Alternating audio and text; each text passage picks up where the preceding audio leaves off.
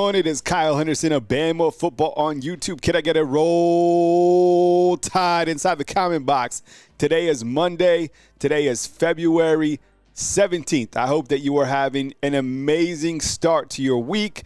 I got the energy. If you don't, I'll carry you through the next hour right here on Bama Football on YouTube. Today on the show, going to talk about Alabama taking the L to Auburn on the hardwood, and we're also going to navigate to Alabama's running back room. That's going to be the meat of our show.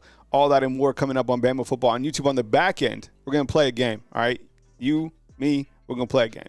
But first of all, as I get things going, remember a couple of things, a couple of housekeeping items, okay? Number one, we got a Patreon channel. I'll post it in the bottom. That's another way to support Bama Football on YouTube. Number two, remember you could become a fan funder of Bama Football on YouTube. It's another way to support the overall product. You like what you see, you like the delivery, you like the audio, you like the overall production, then support the product. We also got a Facebook channel, which is very active, so check that out as well. And remember that these are also uploaded to Spotify and to Apple Podcasts. So if you're on the road, if you can't watch, you can still support and get the latest on Bama Football on YouTube as it happens, all right? But first of all, I want to hear from you guys inside the comment box. How was your weekend? I know the basketball game, it didn't go the way that we thought it would go. But overall, how was your weekend on a scale of 1 to 10? You know, I always like the 1 to 10. I have to say, my weekend was pretty good. Felt productive. Got some household items taken care of. You know, parenting never stops. Shout out to all the parents out there raising kids. You know, posted with the kids this weekend and watching my 16-year-old put together some shelving, do some stuff on his vehicle just by himself. I love it, you know, just being a parent and a proud dad. And, of course, you know, my daughter, who's about to be 12 years old. All right. But on Saturday, of course, just like you, watch this Alabama basketball game. Remember, today's super chat goal as well is $50. $50. Let's see if we can hit that by the end of the program. And so this basketball game, I was looking forward to it. And, look, I have my takeaways. And I'm sure if you watch the basketball game, I'd like to hear from you inside the comment box as well. The loss was, I think, came at a good time. And I'm going to explain that when we start talking more about the game. Auburn's a damn good basketball team. That was the team that I thought they would be. You know, out of all the games that I've watched Alabama play this season, this is the first time that another team was the aggressor, that another team could go toe-to-toe with the Crimson Tide, and clearly Auburn played very well at Coleman Coliseum in front of a fantastic atmosphere. Hats off to everybody that went out to Coleman Coliseum to support the Alabama Crimson Tide. That is the atmosphere that this team needs, and you guys continue to deliver it. It's amazing to see. And I know you love your basketball team, but here's a couple of takeaways following Alabama's loss to Auburn. Now, remember, they're about to go on this brutal stretch on the back end, and there's a lot of time to make up in terms of the pollsters or where they're going to be seated. They're going to be a number one seed 100%. I mean, look at the schedule that they've played and look at the schedule that they're about to play. I'll show you that in just a second, right? But Auburn was the better team. No doubt about it. This was a better team than Alabama basketball. They had one of their starters foul out earlier in the game, still managed to put up a ton of bench points, 42. But, yo, this Broome guy down in the paint, and I love Amori, and I love the fact that they brought him in. But Broome absolutely dominated. Very smooth, tough to deal with inside the paint, 19 points, 14 boards.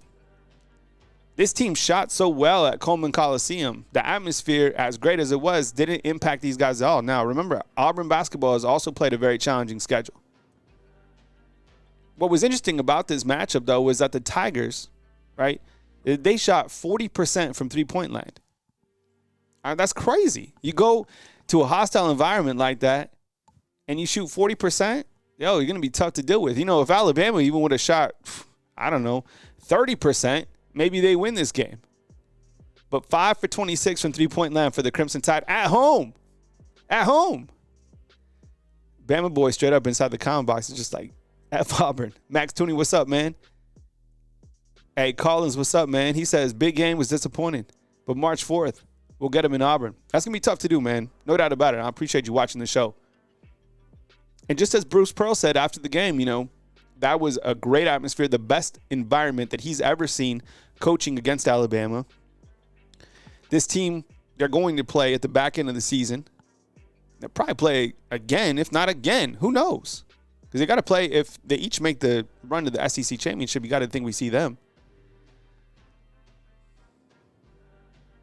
Auburn has a very good bench as well. This is a very talented team, 100%, very good. But this Broom, inside just absolutely dominated. Tough to deal with. I felt that when Bama hit that, I think it was Sears who hit that three that tied up the game. I felt that was Alabama's best chance to kind of get some momentum. But Auburn answered right back on the other side. I don't think they led in that game, right? Just from the tip. Robert Hell, what's up, man? Chris Waltman says, good morning, Kyle. Stay relentless. 100%, man. Herman, what's up, man? I appreciate you being here. Kimberly, good morning to you. Antoine, my boy, man. What's up? Larry Large. I like saying that. Larry Large. After all that, Bama still had a chance to win the game. Yeah, even with like under a minute, what were they, within like 5 points or something like that? Good game. Two very good basketball teams. Two very well-coached basketball teams. Two teams with a lot of depth. These are Final Four type teams. These are championship level type teams. Todd just wants to bypass. What's up, Todd? He's saying, hey, has Grubb spent any time with the players yet? That's a really good question. I would imagine so. Now that he's getting acclimated to Tuscaloosa, I would imagine that he's starting to spend time with the players, with the quarterbacks. This is when it all happens before, spring football. This is when you really build kind of those relationships, whether it's a fourth quarter program or just watching film, whatever it is, chopping it up. Someone was asking me about kind of the optimism that I have, and a lot of that is because that Ryan Grubb is here, right? Antoine shut out the TV when Jaron Stevenson missed the putback. I watched it all, man. I was thinking, because I was going to go live if they won, but I knew that the loss was pretty deflating. The thing that I don't understand really is why they roll their own university. Like, okay, I understand it from like a tradition standpoint. I'm talking about Auburn, right? Rolling their own university. Number one, toilet paper is hell of expensive. Everything is. Who's a parent out there going to the grocery store on Sundays like me? Oof. But the thing I don't understand about rolling it, like, just hear me out, okay? Whatever. I'm all about traditions, all this stuff. But, like, it's like you and I celebrate, and, like, we come and, like, toilet paper my house. Like, you know what? It's entitlement because you know somebody else is going to clean it up. It's not going to be you. If you came back and rolled your own house, you had to clean that up. Naomi, what's up? Good morning to you. I hope you had an amazing weekend. Same thing to you, Ricky Smith. Mr. Collins inside the comment box is saying, what can they do to lessen the turnover ratio? I didn't feel I had to go back to the game book, but I don't know if it didn't seem like they turned over the ball as many times that they had in the past. Maybe that's the secret sauce to winning these games for Alabama basketball is turning over the basketball. I don't know. But I love how up-tempo this game was, right? It never stopped. It never lost any type of momentum. All right, got 76 up in the house. Appreciate it. Almost to 100. Okay, so as we move forward, and Amanda, what's up? You look at Alabama's basketball schedule. That's what I was thinking. Like, even if you beat Auburn and you're number one today in the AP poll, whatever, a big freaking deal. Because look at this schedule. You win, it means what? You beat your rival. Great. You get some momentum, but look at the teams coming up. And then you're the number one team, so now you have, of course, the number one target on your back. Missouri, Kentucky, Mississippi State, Tennessee, Florida, and then Auburn. Ooh, man. This schedule is crazy. Yeah, so Naomi, they'll play in the back end. This game will be at Auburn. And then, depending on where these two, they're going to be on opposite sides in the SEC tournament bracket. If they win a couple games, they'll meet once again, right, for the SEC championship game. At least that's what we'd like to see. But, look at the gauntlet that they're about to run through. Quality teams, here Wednesday against Missouri. That's just a tough game. Justice inside the is that the Golden Gate Bridge as your avatar? That's what's up. I went to the game, he says. But even though we lost, it was great to be in that environment, and there was a long road ahead of. Yeah, I mean, that's what I was saying early on, man. Like, I think it was Michael Casagrande, right, of AL.com, tweeted out this photo, and it was kind of like a panoramic shot of the university, like of Coleman Coliseum. Like, if you had to experience that, I mean, even Bruce Pearl was complimentary of that environment. It's been really amazing to see the continued support that fans have given the basketball team, the players, Nate Oates. I mean, I saw the players through like Yale, Alabama, some of the football players signing autographs, saw Ryan Williams down there throwing out T-shirts. It's cool. I mean, that's what it's all about, that camaraderie, and having a basketball team that is this good has been really enjoyable to watch every single week. So.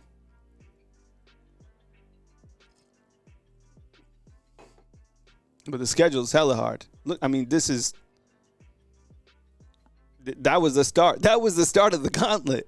And it ends with Auburn. Crazy. Okay. So the meat of our show is talking about the Alabama running back room. I'm kind of labeling this my Alabama running back preview ahead of spring football. Now, recently I had one video talking about the Alabama quarterbacks. Thank you very much for all the feedback talking about the 3 Alabama quarterbacks going into spring season. Today's video mainly circulating around the Alabama running back rooms. What I'm going to do here is talk about every single running back on the roster, and I want some feedback from you inside the comment box. I'll throw out some different questions to you, and away we go. The first running back that we're speaking about is Jam Miller. All right, going into his final year of eligibility here at the Capstone, 5'10", 218 pounds, 145 carries last year, right? Should say 2024. For 668 yards with 7 touchdowns. He had 28 attempts against Auburn. So let me first ask you just straight up about the running back room as a whole, okay? What is your excitement level about all the Alabama running backs before I give you this preview? Because maybe it'll change by the back end. And I feel that this is one of the most complete units on the entire roster. So on a scale of 1 to 10, how are you feeling overall about the Alabama running back room? I have to say I'm pretty bullish. I'm really excited about what Alabama has on the roster. I'm probably right there with you, Chris, at like an 8. Maybe like 8.5. I mean, you have Jam Miller, who has the most experience in the room, and that's really the only thing that the Alabama running back room is lacking, is experience. Maybe that's why they brought in Dre Lynn Washington from the Raging Cajuns, right? And we'll talk about him on the back end of this Alabama running backs. So let's start with Jam Miller. What is your excitement level about Jam Miller overall as a player on a scale? We'll go back to that 1 to 10 formula. What is your excitement level about Jam Miller returning into 2025 based off his overall skill set? And when I look at a running back, I look at speed, power, the carrying ability. And what I mean by that is, like, does this guy have any cases of the fumbles? Is he good inside the red zone? Can he catch the football? And I think if we checked all those boxes, Jam Miller is that guy. And it's good to see a lot of respect for Jam Miller inside the comment box. I think the national perception is still that they don't know how good Jam Miller is, which is fine. It is factual that Alabama hasn't had a running back to reach 1,000 yards in the last 3 seasons. You could say because of, the quarterback that was here over the last couple of seasons. You could say because they had different offensive philosophies. Some people might argue that you didn't have the running back to get to that 1,000-yard mark. I don't know. And that's something that we're also going to be tracking going into this year is how does Ryan Grubb utilize the running backs? Will there be a workhorse? Will it be a running back room by committee?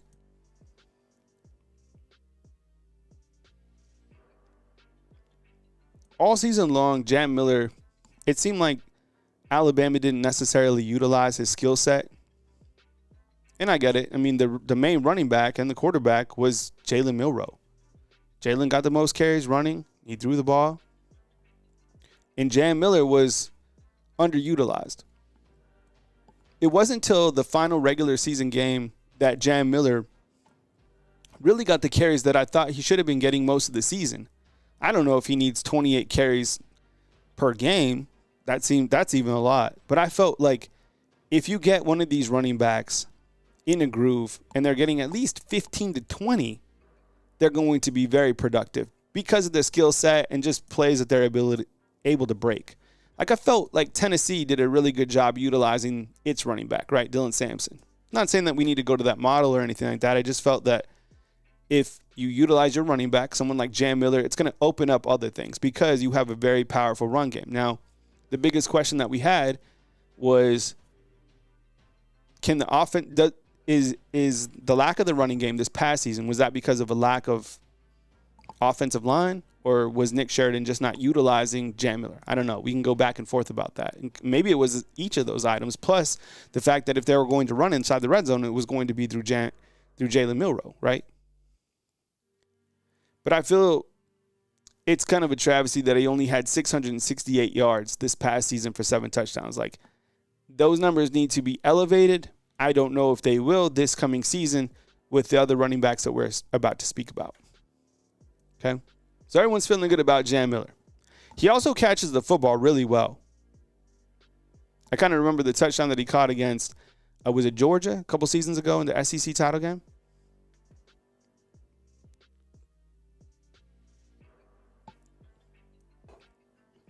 Next running back, Richard Young. This guy, I would imagine that he's more than 216 pounds, but the University of Alabama, the current website has him as 5'10", 216 pounds. And again, that should say 27 carries in 2024, which is unbelievable. It's really surprising that he only had 27 carries this past season, right? Like, just 27. He had a majority of his yards, which was 146 on the season. He had 62 of those yards against Missouri. Remember this play? Alabama backed up against its own end zone, made a couple guys miss, and got past the 50 before being taken out of bounds. Now, I guess when we're looking at a player like Richard Young, I have a couple questions for you. The first is, do you think that Richard Young is going to be the second running back on this team, yes or no? And I'm saying like number 2 to get carries right after Jam Miller. I'm going to go ahead and at least early on in February say yes. We'll know more after spring football, but this should be the number 2 running back on this team. And that's not like earth-shattering news or whatever. We felt it was going to be Justice Haynes at one point, but then when he transferred out, there's not a lot of programs in the country that can lose a player. I still feel that Justice Haynes is really good. But there's not a lot of programs in the country that can lose somebody like that and still has the depth, especially in today's game, to where, okay, we don't even remember Justice Haynes and you have Richard Young step in. Completely different player and completely different style. But this might fit Alabama's offense better with having Richard Young because I feel he's a running back that has power and he has enough speed between 1 and 15 yards to really do damage. If you played this silly video game, NCAA football, you know that Richard Young is an absolute monster. Did anybody play NCAA football and utilize him as a running back? I did. I ate with him all the time. Daniel Adams is like Justice who? Exactly, right? Antoine's huge on Richard Young. So I would imagine that we get an updated height and weight, probably weight on Richard Young. I would imagine he's playing probably close to like 225. But he had 2 touchdowns and, again, that 62-yarder against Missouri.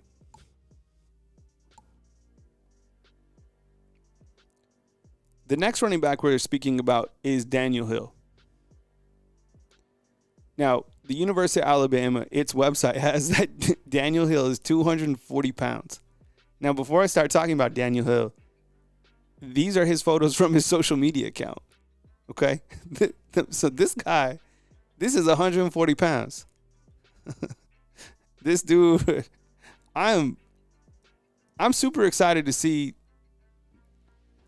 these running backs that are a little bit bigger, right? Like Richard Young, if he's really playing at 225 pounds, I don't know, it said 216, but he seems bigger than that, just from some recent photos I saw. And if Daniel Hill's at 240, I'm feeling even more bullish on the running back room because,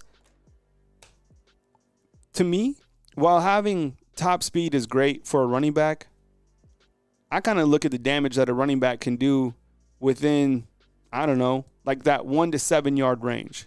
Because that's all you need to do to move the sticks, right? I get it, 10 yards is a first down, but give me a running back that can bang for like 5 yards, have a big average. Give me an imposing running back that I can lean on and milk the clock out towards the back end of the game when we're up. And speed backs are great. I love speed backs, but I prefer a power back, to be honest. That's just my style.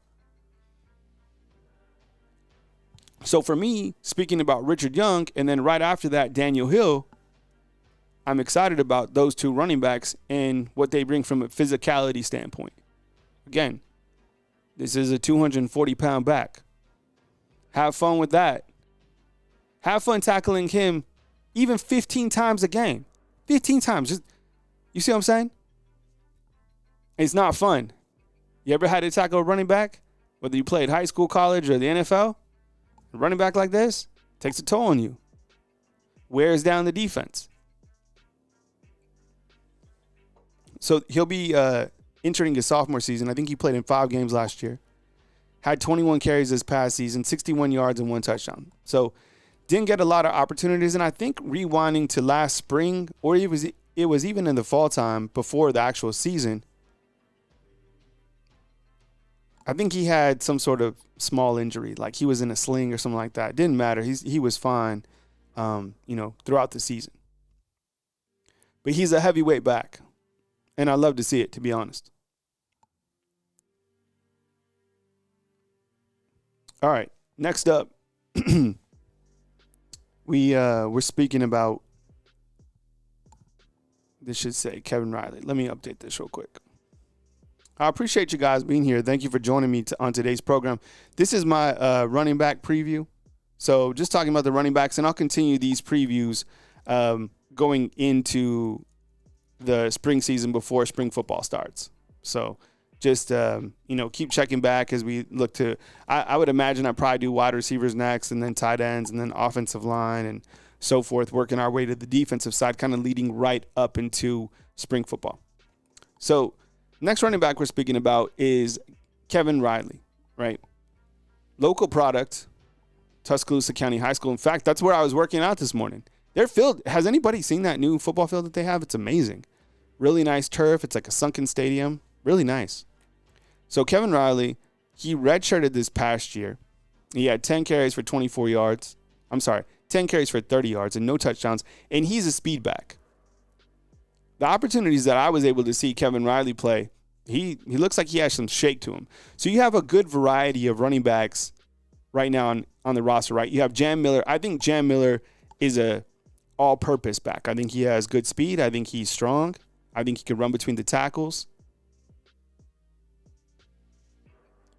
Hey, JS Web Music, man. What's up? I see you inside the comment box. I appreciate you. Thank you so much. He can catch the football, right? He's well-rounded, 100%. And then you have Richard Young, who's a bigger back, a little bit more imposing. Daniel Hill, your heavyweight back, right? And then you have Kevin Riley, like your speed back. That's a good variety of running backs that you have to work with under Robert Gillespie.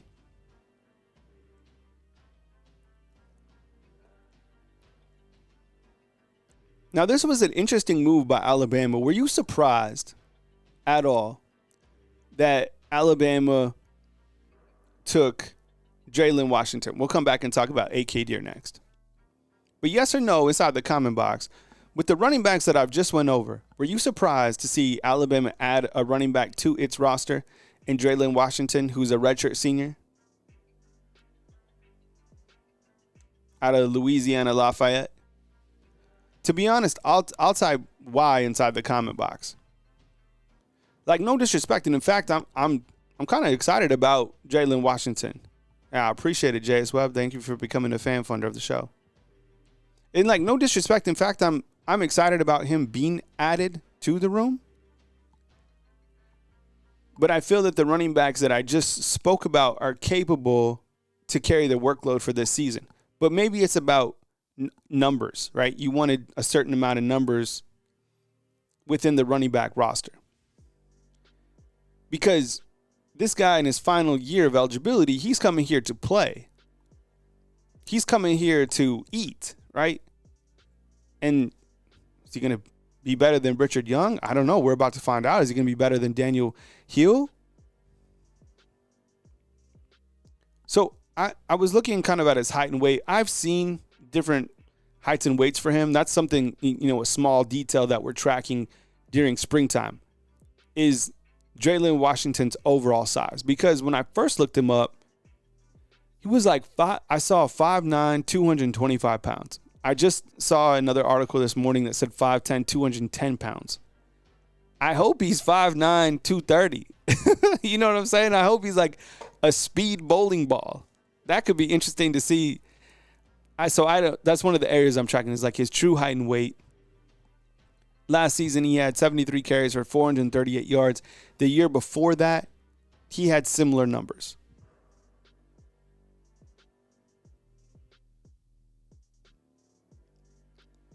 And Efron brings up a good point. The rosters are always changing.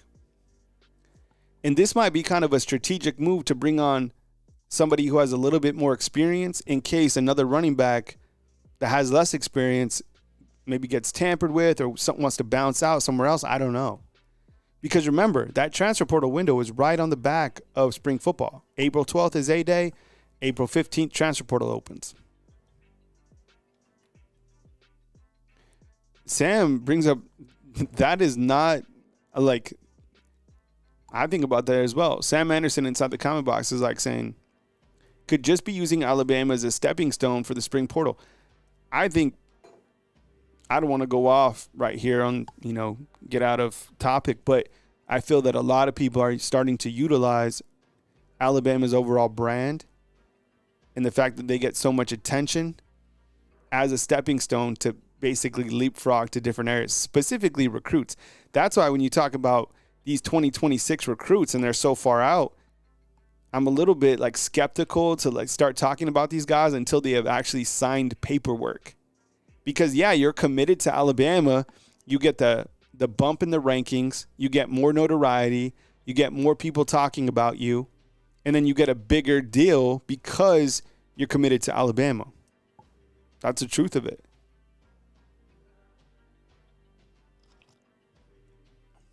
I don't think that spring football will be canceled because of, the portal, and Matt Rule, the Nebraska coach, was speaking about that. But I think there will be rules to prevent that spring portal window. So, for example, you probably just have a transfer portal window next season that is one window of like 10 to 14 days rather than these multiple free agent windows.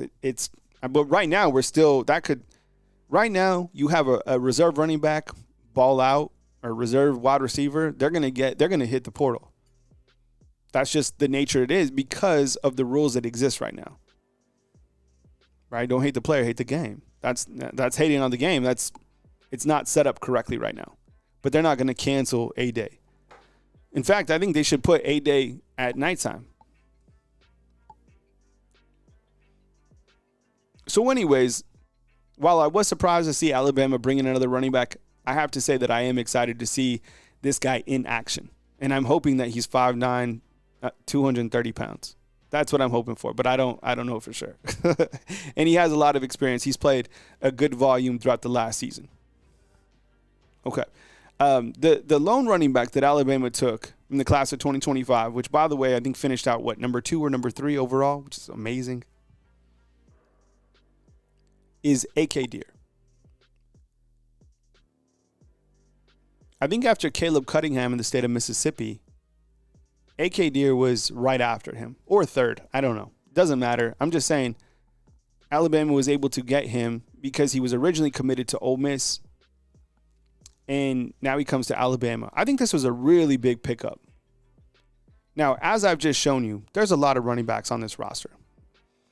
And with Ryan Grubb coming in, one of the bigger storylines is how will Ryan Grubb utilize the running backs overall. There's a lot of guys that want to eat that are capable this year to play at a very high level. When I was reading Alabama's football bio on A.K. Deer this morning, just kind of freshening up on some stuff, the one thing that they said is that he's a north and south runner. He has really good speed. I kind of look at him very similar to Jam Miller. Their playing style is a little bit different, but what I'm getting at is he's an all-purpose back, right? Richard Young, I think power back. Daniel Hill, heavyweight back. Kevin Riley, speed back. I don't know, Draylon Washington, bowling ball type back. A.K. Deer is an all-purpose back that has really good speed, and he was a quality get. Sometimes when we talk about the class of 2025, we get so caught up, excuse me, on Keelan Russell and Michael Carroll and Dejon Lee, right? We also talk about Latsier Brooks and, Derek Meadows, and for good reason. But sometimes we forget about A.K. Deer, and I think this was such a quality land to the class of 2025 that I hope he's able to stay patient, keeping that development process, and be able to rise up when his time is called. Because I really feel that if he works hand in hand with Robert Gillespie and continues to get developed, he's going to be a really good addition to Alabama's overall offense. This was a really quality pickup by Coach Kalen DeBoer and his coaching staff. They hit a lot of different areas, and they didn't need, two running backs. There was that the other running back. What was it? Jace Calzario. Like, no disrespect to the kid, I just felt that he wasn't ready for this type of play. I think he needs overall, I think he probably a better fit somewhere else, not here. I don't feel that he had the SEC build. The A.K. Deer, he's from the South. He's ready for this level in time. He's just going to have to wait a little bit until he gets his name called. So I've just spoken about the Alabama running back room. I've went through all the running back rooms. It's a very talented unit. Now, as we do these spring previews, there'll be some areas, I think, where we might have a couple question marks, specifically maybe like the offensive line and maybe the defensive line. But this running back room is ultra talented. So let me ask you, now that you've had an opportunity to hear me speak about the running back room in total, how would you assess on a scale of 1 to 10 the quality and the talent of Alabama's running back room? Is it a 10? Like, you're like, yo, I'm sold. Elite? Is it like a 7? You're like, okay, but let's see some overall production. Yeah, Ephraim, and we do have some footage. Usually I go back to like Huddle. We can't show like the TV broadcast footage, which is fine. But I mean, there's enough footage on a lot of these guys that you can get a good sense of the skill set just by watching some of the tape that they have. Larry Largent with the 8.5. Daniel said 9. Herman inside the comment box says, totally agree, Kyle. The whole team needs to have this attitude. Not everyone can start, so stay humble, show patience, and time will pay off. Yeah.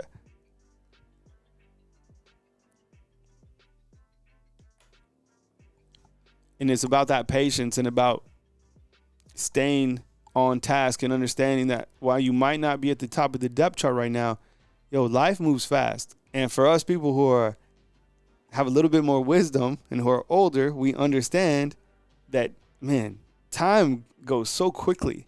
But when you're that age, right, 17, 18, 19, 20, it seems like time doesn't move as fast. It's the weirdest thing about that. I think that's the most interesting thing about life, right? If I could say anything about 41 years of age, is that the older you get, the faster time goes. But when you're young, time is like, it seems to be extended. I don't know. Does anybody else feel like that? Just, man. And Daniel Adams is like, patience? What's up with that? Yeah, what's that? We don't have that anymore. TaMarcus Smith, what's up, man? See you inside the comment box saying 6. And let me say something about TaMarcus's 6 spot. There's a group of I always say there's a percentage that feels that Alabama doesn't have the talent at running back that they once had. And sometimes you can look at it and you're like, I don't know. I mean, you look at the running backs of the past, they're all shining in the NFL, even as of late, right? Derrick Henry had an amazing season. Josh Jacobs 8. Jahmyr Gibbs, oh my goodness. Najee Harris, right? All these running backs. I don't know if we have running backs like that on the roster right now. But then again, like, they haven't had that opportunity, so it's hard to judge. Josh Jacobs was a monster for Green Bay. Oh my goodness. He got better and better and better, right? Max Tooney's like sands in an hourglass. So is the days of, is that from Days of Our Lives?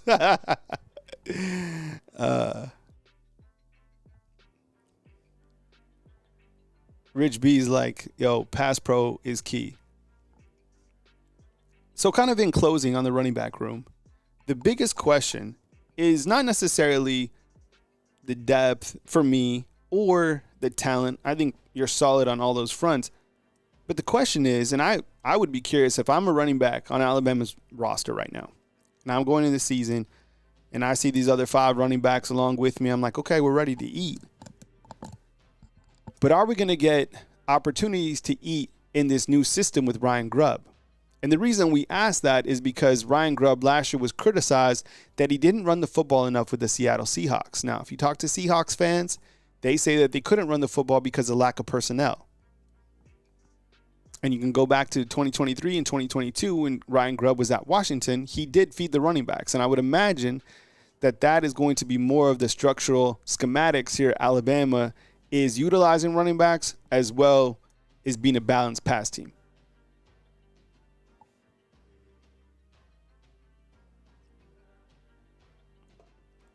So if I'm Jan Miller, I do have questions about the offense.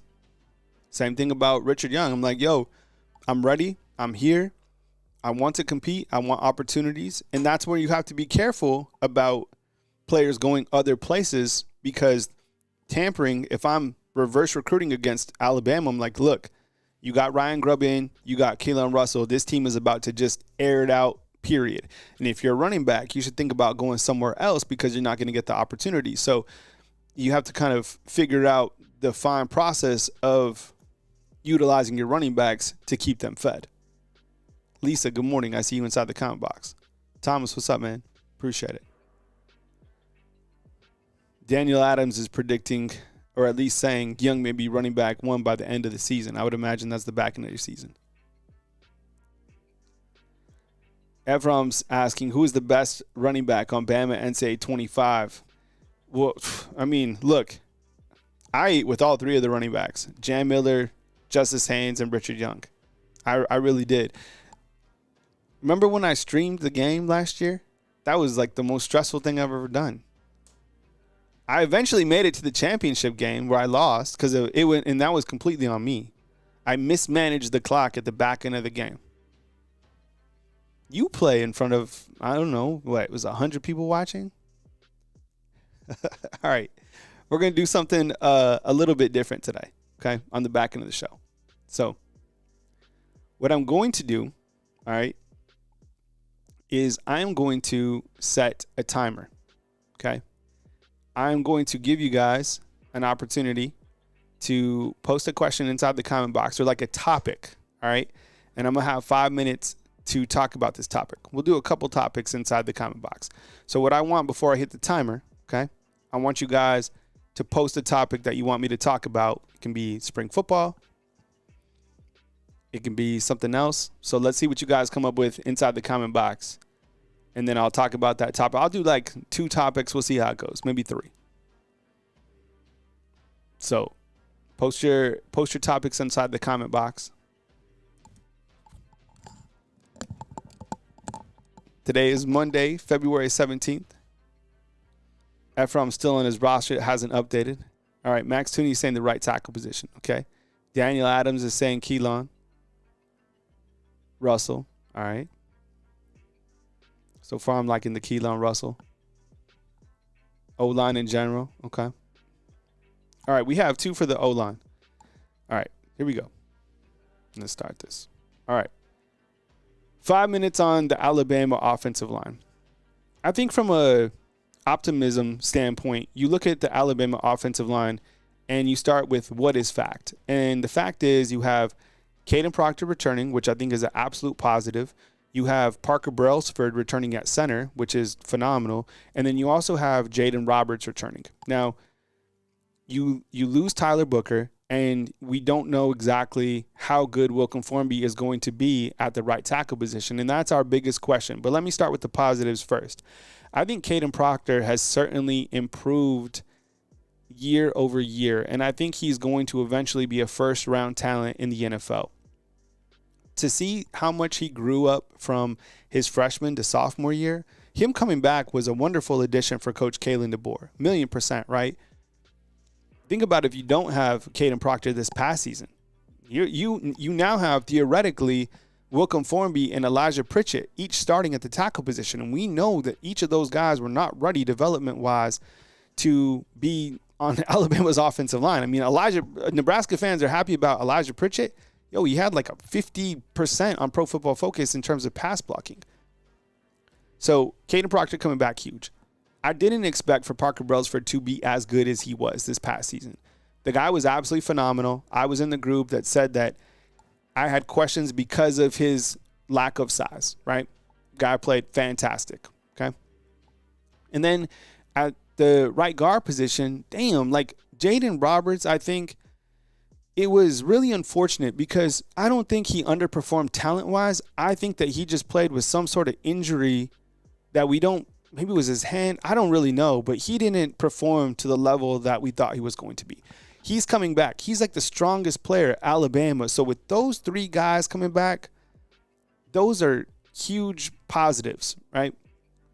The question marks that I have going into spring, I think starts with the left guard and right tackle. And we don't even know if Coach Kapilovic, who's a coach, is going to even have the offensive line set up like this. But I think if you look at the left guard position, you probably have a competition right there from the jump from, I don't know, Cam Dewberry, who Alabama just brought in from Texas A&M. I don't know, maybe Michael Carroll as a true freshman is pushing. Maybe you see a player like, I don't know, a Rock Montgomery or another guard, Casey Pope, right? Vying for that tackle or vying for that left guard position.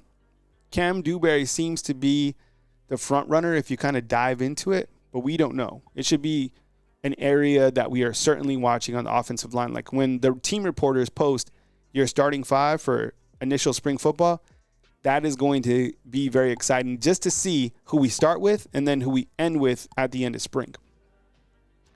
The right tackle position and the tackle position in general is a little bit worrisome outside of Caden Proctor. A couple reasons why. Wilkin Formby really struggled last year. As much as we want to root for the hometown hero, right? Guy played at Northridge, comes from a really good family. He didn't perform up to par. In fact, kind of towards the back end of the season, it was him and Elijah Pritchett in some sort of awkward rotation, right? We've seen offensive linemen improve year over year. Case in point is Seth McLaughlin, how much he improved from Alabama to Ohio State. We are hoping that that is the case with Wilkin Formby. If that's not the case with Wilkin Formby, what is going to happen? Is maybe Michael Carroll going to be at the right tackle position? Is Jackson Lloyd, are we sleeping on him, who's another class of 2025 guy who came in? I don't think Arquella Newgum, who came in from Ball State, is ready. So do you have a right tackle problem right now? Or is this kind of a developmental phase during the springtime till you can get everything going and have it locked and loaded. Because I'll tell you what, if Alabama doesn't have a right tackle that is capable to complement, Geno Vandermark, great ad. Maybe he could be a guard as well for that left guard position.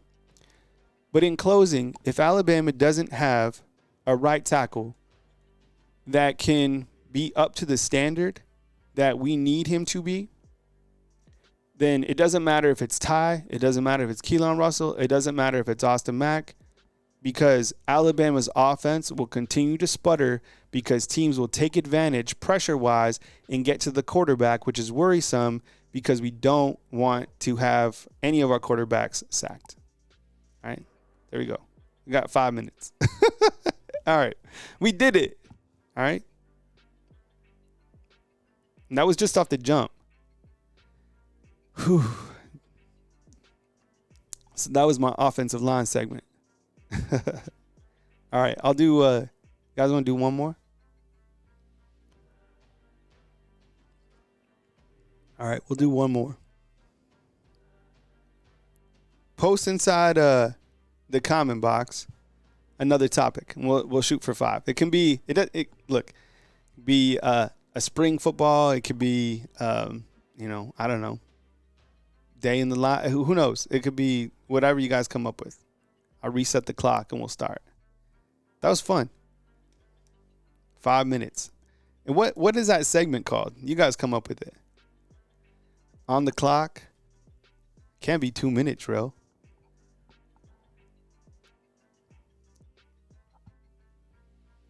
DBs. Okay, like that. Defensive line. Okay. Your projected transfers. Oh, that's a scary one. Oh my goodness. It's me. Marvin is like D'Amico Ryans, man. We thought there was no way that he was going to be coming. 5-minute warning that D'Amico Ryans was going to come back. He's like, that guy is on a rocket ship, right? The countdown. Rocket Town is like nice ad lib. Speaking the truth. I like the 5-minute warning or the countdown. The countdown with Kyle. There you go. That's not bad. 5-minute drill. 5 wide, who you got? DL. All right, let's do the 5-minute timeout. All right, let's do DBs. All right. All right, let's do DBs.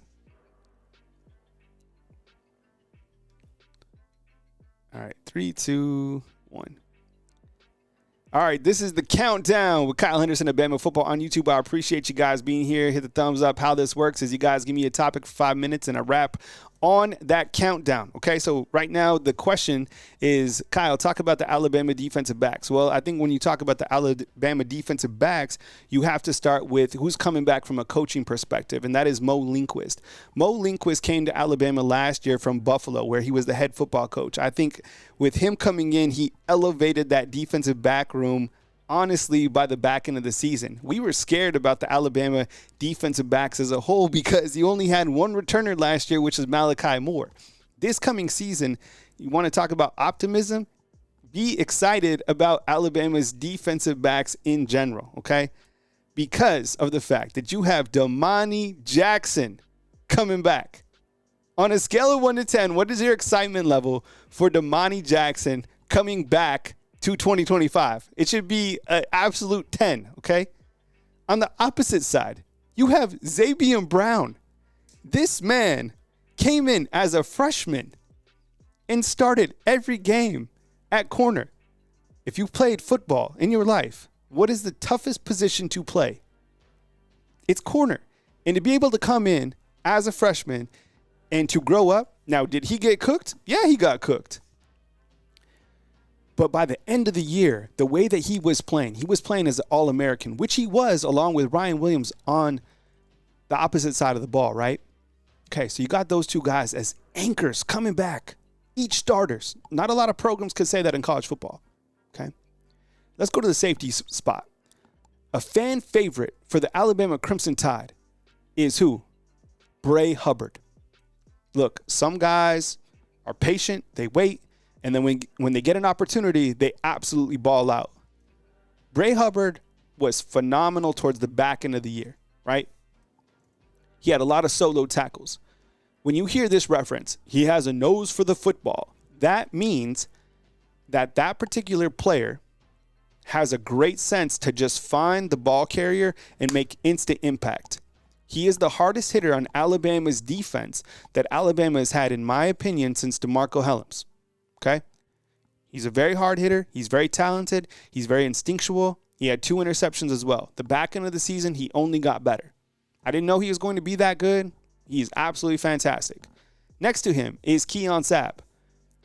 Now, I felt that Keon Sabb kind of went the opposite direction towards the end before he got injured. But I love the mentality and the heart that he had, because I think he played with the injury in that Tennessee game. I'm excited about Keon Sabb coming back because he has experience. I like experience. And Alabama football official has been speaking about Keon Sabb. How you guys feeling on a scale of 1 to 10 about the combination of Keon Sabb and Bray Hubbard? Scale of 1 to 10. Should be pretty high. Each of those guys, they didn't start the entire season, but they have experience coming back. So 2 corners set, Zabian, Damani Jackson, Keon Sabb, and Bray Hubbard. Feeling really good about those 4. Well, here's where it's going to get interesting. And I think when you talk position battles in the secondary, you're going to see a position battle at that Husky position. The Husky position is the extra defensive back that goes out on the field in Alabama's 4-2-5 offense, right? 4-2-5 defense, excuse me. I don't know who it's going to be. Who do you think it's going to be inside the comment box? That extra defensive back. I would imagine that it's going to be Red Morgan, who played last year as a freshman, kind of swapped in and out with Devontae Smith, battling against Cam Calhoun, who came in from Utah. Utah is known for football. Excited about that. I'm just throwing this name out. Maybe Jalen Mbakwe. You imagine if Jalen Mbakwe somehow is able to work in at Husky and also play on the offensive side of the ball? Little wide receiver can be our, kind of Travis Hunter a little bit. He's talented enough to be, and I think Alabama has to be smart with how they utilize Jalen Mbakwe. Little bit of Husky. He's talented enough to do it. He's got the size. Play some wide receiver. Kicks, punts, I don't know. So when I look to Alabama's secondary, I'm really excited. Plus, I know I only got 30 seconds left, but the guys behind, Zay Mincy, did a really great job in the Citrus Bowl against Michigan. Drake Kirkpatrick Jr., can't lose sight about him. How about Ivan Taylor coming in from the class of 2025, right? How about Dejon Lee coming in as a 5-star out of California? How about another prospect from California in Chuck McDonald? So when you line up the Alabama secondary compared to where we were at last year during this point in time, it's not even close. Alabama's secondary locked, loaded for at least this spring season. And that is, what do we call it? The 5-minute countdown, the countdown with Kyle. I appreciate you guys watching that video. All right. I'm going to cut it up later and add it. Did you guys have fun? I never done that before. It's not rehearsed. None of this is scripted. I hear a voice. It's in German, though, so I have to get it translated. Just kidding. Did you guys have a good show? I appreciate you guys rocking with me. I think I might start sprinkling in a couple shows in the evening time as well. So I'll keep you posted on that. So that was your show today. The Alabama basketball versus Auburn, the running back room, and then the countdown with Kyle. Okay. Oh, so Daniel's like, you rehearsed a little bit. Yeah, that was that was from the hip.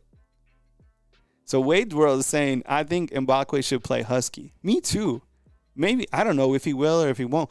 I just think that when you have like the corners coming in, shoot, man. I'm just excited because last year this time, all the guys that transferred out, plus we all know that Coach Saban was the real secondary coach, right? And you also lost T-Rob, so there was a lot of moving parts out of the secondary. Coming back in, you should have ample experience in that unit. Enjoy, it's me, Marvin. I appreciate it. Enjoy your guys' Monday. I might be back later tonight, okay? I'm kind of feeling like a double dip type day. So keep the notifications on. I appreciate your support. We're on Facebook. Got a Patreon, another way that you could support the overall product. Apple Podcasts, Spotify. That's where we're at. Enjoy the rest of your Monday. Be good people. Stay where your feet are at and enjoy this beautiful thing we got called life. Coming to you from Tuscaloosa, Alabama. Kyle Henderson, Bama Football on YouTube. Love you.